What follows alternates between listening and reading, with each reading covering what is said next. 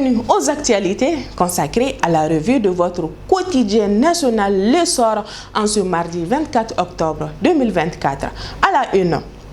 Après 7 mois de négociations avec le Maroc, le gouvernement malien a approuvé le 23 octobre 2024 en Conseil des ministres le décret relatif à l'octroi d'une licence à la Sotelma SA pour exploiter des réseaux et services de télécommunications au Mali. Lisez l'intégralité de cet article à la une. L'autorité malienne de régulation des télécommunications TIC et des postes AMRTP a lancé le 23 octobre 2024 la deuxième édition des Journées nationales de cybersécurité.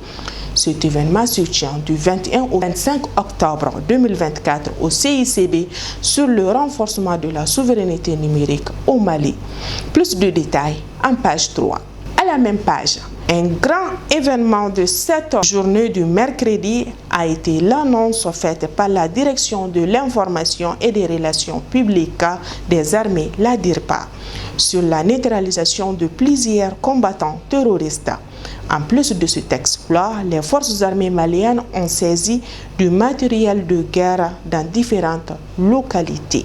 Ce filmé est en train d'avoir des rapports charnels et l'étaler sur la place publique est devenu la nouvelle trouvaille des étoiles montantes de Bamako.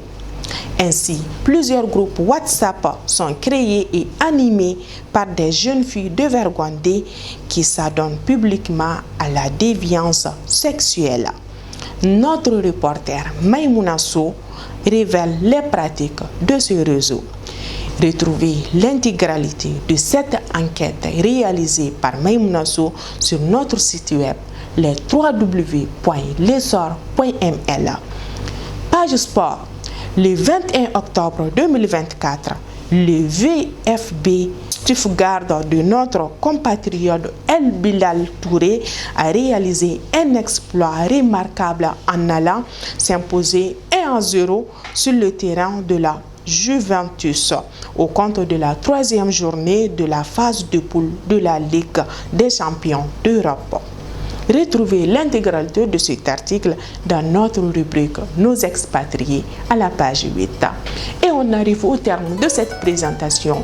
N'hésitez pas à nous suivre sur nos différentes plateformes sur les réseaux sociaux ainsi que sur notre site web. Bye, à la prochaine.